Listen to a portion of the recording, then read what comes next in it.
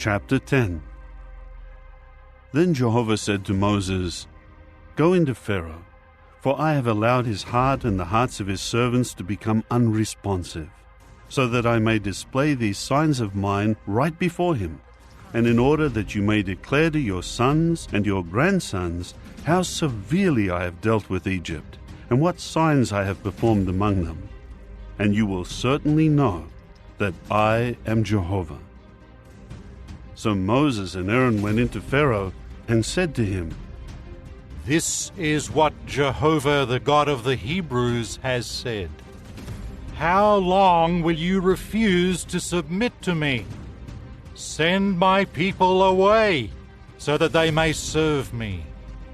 For if you keep refusing to send my people away, here I am bringing locusts within your boundaries tomorrow, and they will cover the surface of the earth, and it will not be possible to see the ground. They will eat up what escaped the hail and was left for you, and they will eat all your trees that are growing in the field. They will fill your houses, the houses of all your servants, and the houses of all Egypt, to an extent that your fathers and your grandfathers never saw, from the time they have been in this land until today." With that he turned and went out from Pharaoh. Then Pharaoh's servants said to him, "How long will this man continue to menace us? Send the men away, so that they may serve Jehovah their God." Do you not yet realize that Egypt has been ruined? So Moses and Aaron were brought back to Pharaoh, and he said to them, "Go, serve Jehovah your God. But just who will be going?" Then Moses said, "We will go with our young people, our old people, our sons, our daughters, our sheep, and our cattle, because we will hold a festival to Jehovah." He said to them, "If I ever send you and your children away, then Jehovah is indeed with you. It is clear that you intend to do something evil. No, only your men may go and serve Jehovah, for that is what you requested." With that, they were driven out from before Pharaoh. Jehovah now said to Moses, "Stretch out your hand over the land of Egypt for the locusts, so that they may come up over the land of Egypt and eat up all the vegetation of the land, everything that the hail has let remain." At once Moses stretched out his rod over the land of Egypt, and Jehovah caused an east wind to blow on the land, all that day and all night. The morning came, and the east wind brought the locusts. And the locusts came up over all the land of Egypt, and settled down on the whole territory of Egypt. It was extremely severe. Never before had there been so many locusts, nor would there ever be so many again. They covered the surface of the entire land, and the land grew dark with them. They devoured all the vegetation of the land, and all the fruit of the trees that the hail had left. Nothing green was left on the trees, or on the vegetation of the field, in all the land of Egypt.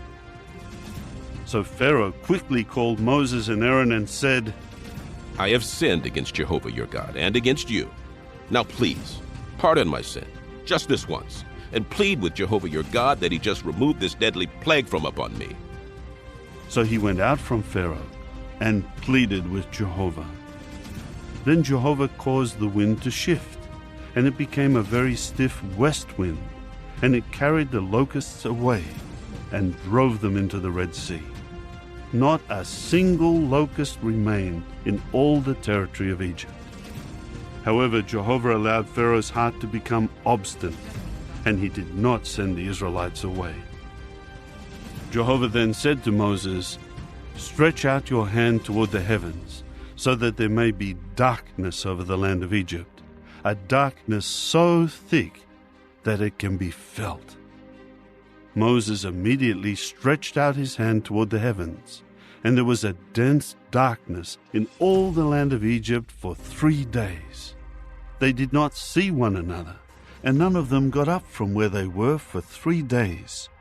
but all the Israelites had light in their dwellings. Pharaoh then called Moses and said, Go, serve Jehovah. Only your sheep and your cattle will remain behind. Even your children may go with you. But Moses said, You yourself will also provide us with sacrifices and burnt offerings, and we will offer them to Jehovah our God. Our livestock will also go with us.